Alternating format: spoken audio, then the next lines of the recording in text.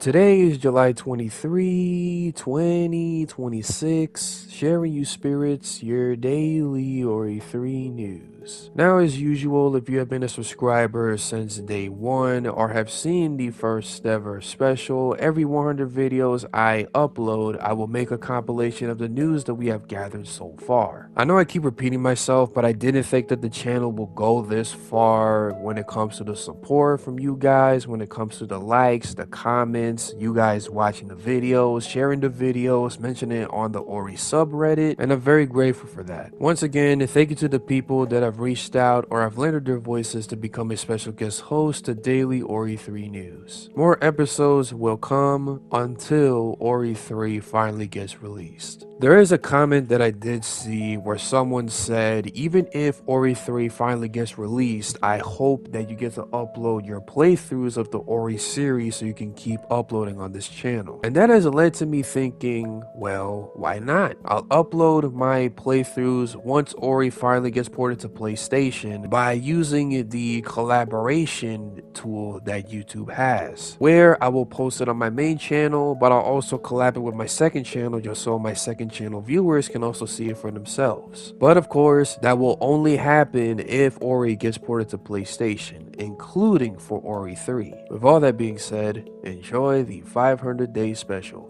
Not only has this speculation has gone rampant in the Twitter space, but it's also been talks that this particular state of play is going to be AAA based or RPG related. And with this news being spread like wildfire, does this mean that we'll get to see Ori on the PlayStation? I guess we'll have to wait for a couple of weeks or maybe in the summer to find out. This partner showcase is going to be live on April 23rd at 10 a.m. PST, 1 p.m. EST, and 5 p.m. GMT. Now, with the showcase being live in just 3 days, will we see a sneak peek of Ori 3? Well, we'll have to wait and find out. With it being the pinned tweet by Summer Game Fest themselves, it says it's in the stars. Just 1 month until Summer Game Fest streams live everywhere on Friday, June 5th, giving you a look at what's next in video games. Let's celebrate some of the best of 2026 so far, featuring In the Stars from Rolling Stones. Now, even though it is in a month, which I will agree is a long wait, and I feel like a lot of us couldn't wait any longer, do we think it will be worth it to finally see the release date for the console ports of North for the Wicked? On top of that, if we're finally going to see the Ori series being ported to PlayStation, and if we're going to be seeing a teaser for Ori 3. With all that said, all we can do is wait until the Summer Game Fest goes live. This state of play is going to be focused more on RPGs such as the rumored God of War,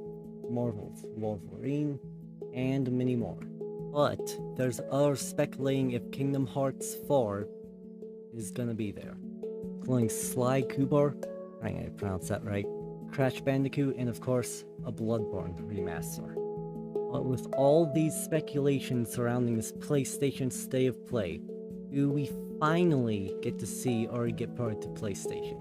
We're gonna have to wait and see for ourselves. With the pinned tweet being posted by the official Summer Game Fest Twitter account saying the time is almost here, 1 week until hashtag Summer Game Fest next Friday, June 5th. Streaming everywhere at 5 p.m. EST, 2 p.m. PST, 11 p.m. CEST, and 10 p.m. BST with the website summergamefest.com. Now, even though the Summer Game Fest is just a week away, in 4 days, the PlayStation State of Play is also going to go live. But also, there's going to be a Xbox showcase that's going to be live in June 7th. And there's also been reports that there's going to be PlayStation and Nintendo logos under the games that will be shown in the Xbox showcase. Now, with next week being pretty packed, do we get to see a PlayStation port for the Ori series and maybe just a little teaser for Ori 3? For now, we'll have to be patient for 4 more days, a whole week, and 9 more days to see the reveals. Being posted by PlayStation themselves, it says State of Play returns on June 2nd. The over 1 hour long show includes an extended look at Marvel's Wolverine, plus news and updates on upcoming PS5 games. It's gonna be live at 2 p.m. PST, 5 p.m. EST, 11 p.m. CEST, and 6 a.m. JST for Japan time on Wednesday, June 3rd. Now, with tomorrow being the PlayStation State of Play being over an hour long, which is mainly going to be talking about RPGs, do we have a chance to see the Ori series get ported to the PlayStation for the first time? We're gonna have to find out tomorrow and see for ourselves. With the amount of tweets being posted by Summer Game Fest and in part with Jeff Keighley, this might be the biggest Summer Game Fest that's ever been showcased. Now with the Summer Game Fest being live tomorrow exactly on June 5th, does that mean that we'll finally get to see a Ori PlayStation port and maybe a slight teaser for Ori 3? Well, my spirits, we're gonna have to wait till tomorrow and see for ourselves. With the tweet being posted by Xbox themselves, it says 2 shows back to back, 1 epic day of games. Join us on June 7th for Xbox Game Showcase, immediately followed by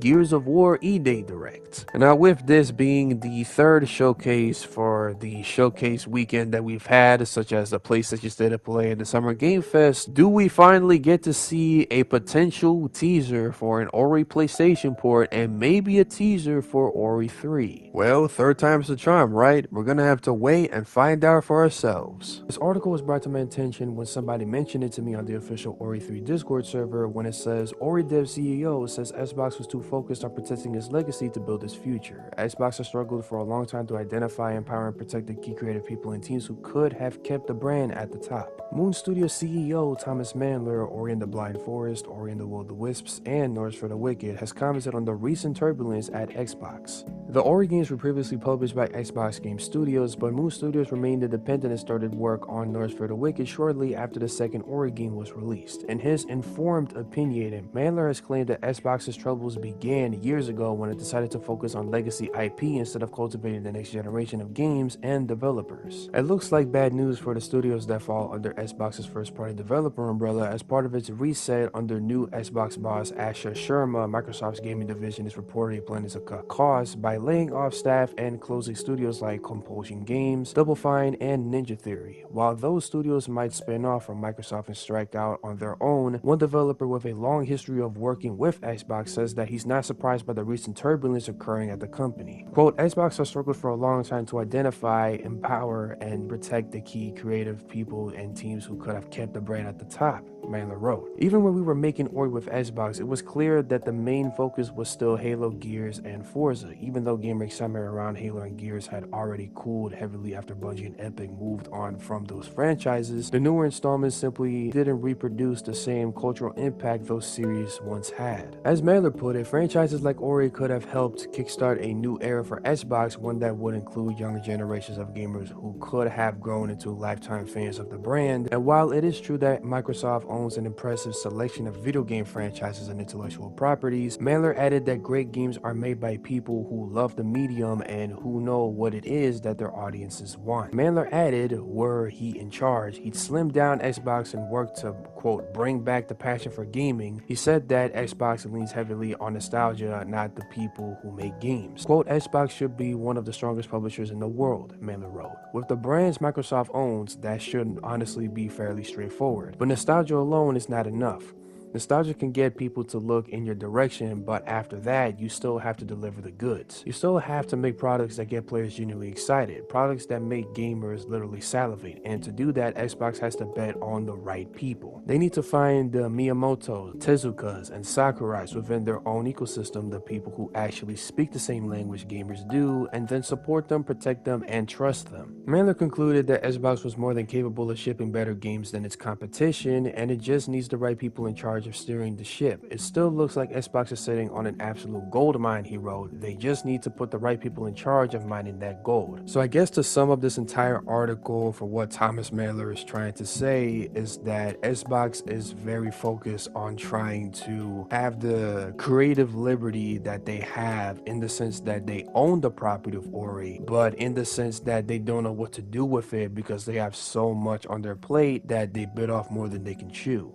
And if they want to have a lot more people buy more Xboxes, they need to make better games with the right people to make better stories and make right decisions to have a lot more people become lifetime fans of the games that they love playing. And on top of that, with the new Xbox boss, Asher Sharma, we're most likely probably not going to get the Ori PlayStation port that we all hoped, in the sense that Phil Spencer is no longer the CEO of Xbox anymore. If you go to the official Moon Studios YouTube channel and watch the Founders Pack Rewards overview trailer, you get to unlock a new area in your world once you purchase Norse for the Wicked called Spirit Cavern. However, you must purchase this before July 10th to get all these rewards. And some other related news, you have the Ori and the Blind Forest Definitive Edition, including Ori and the Will of the Wisps and the collection in general, where it's on sale on Steam, including with Gamescom opening night live going live on August 25th of 2026. Do we finally get to see a Ori PlayStation port in Gamescom? We're gonna have to wait for 2 months to find out for ourselves. Being posted as news on the official Norse for the Wicked Discord server, Apurva or Apurva, or Apurva, if I'm saying that name correctly, said, 2 million of you. We are so grateful. We want to thank you, our players, for being here with us. The best is still ahead, heart emoji. And the reason why this is big news is because last year he promised on Twitter that he'll reveal the Ori 3 title once Norse for the Wicked reaches 10 million copies. I don't think you guys understand how emotional I am trying to keep myself together. I mentioned this news report back on my first episode, which was a recap of the news that we have gathered so far that is in relation to Ori 3. And we're on day 484. We have gotten so far, and look how far we've come. And we are so close